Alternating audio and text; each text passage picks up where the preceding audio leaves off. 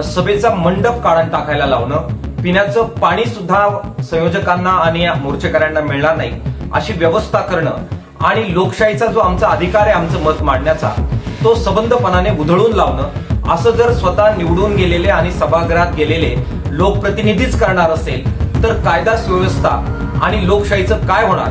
ज्यावेळी आम्ही सर्वजण महाराष्ट्रभरातून इथे पोहोचलो त्यावेळी लक्षात आलं की आम्ही टाकलेला मंडप ठेकेदारावर दबाव टाकून काढून टाकण्यात आलेला आहे, त्याला काढायला भाग पाडण्यात आलेला आहे। अशा प्रकारे वातावरण तयार केलं जात आहे की जेणेकरून प्रचंड दबाव आयोजकांवर येईल।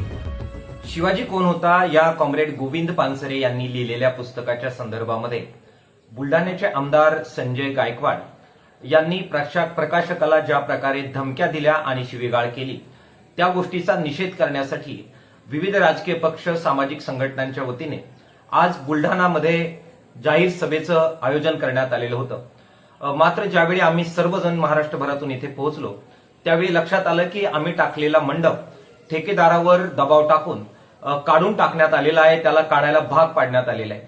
त्या ठिकाणी प्रचंड ऊन आहे, तिथे पिण्याच्या पाण्याचे जार सुद्धा संबंधितांना परत घेऊन जाण्यास सांगण्यात आलेलं आहे आणि अशा प्रकारे वातावरण तयार केलं जात आहे की जेणेकरून प्रचंड दबाव आयोजकांवर येईल। सभेचा मंडप काढून टाकायला लावणं, पिण्याचं पाणी सुद्धा संयोजकांना आणि मोर्चेकऱ्यांना मिळणार नाही अशी व्यवस्था करणं आणि लोकशाहीचा जो आमचा अधिकार आहे आमचं मत मांडण्याचा तो सबंधपणाने उधळून लावणं, असं जर स्वतः निवडून गेलेले आणि सभागृहात गेलेले लोकप्रतिनिधीच करणार असेल तर कायदा सुव्यवस्था आणि लोकशाहीचं काय होणार? हा प्रश्न या निमित्ताने उपस्थित होतोय। ही जी कृती झालेली आहे त्याचा मी मार्क्सवादी कम्युनिस्ट पक्षाच्या वतीने अत्यंत कडव्या शब्दामध्ये निषेध करतो। मुख्यमंत्री देवेंद्र फडणवीसांनी तातडीनं संबंधित पोलीस अधिकाऱ्यांना याबाबत सूचित करावं आणि जी मंडपाची व्यवस्था होती, सावलीची व्यवस्था होती, पाण्याची व्यवस्था होती ती पुन्हा पुनर्स्थापित करून सभा यशस्वीरित्या पार पडेल यासाठी मदत करावी, त्या प्रकारचा हस्तक्षेप करावा।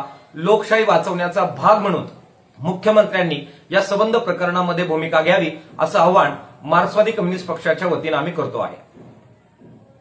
अशाच नवनवीन अपडेट्ससाठी डिजिटल कोल्हापूर चॅनेलला सबस्क्राईब करायला विसरू नका।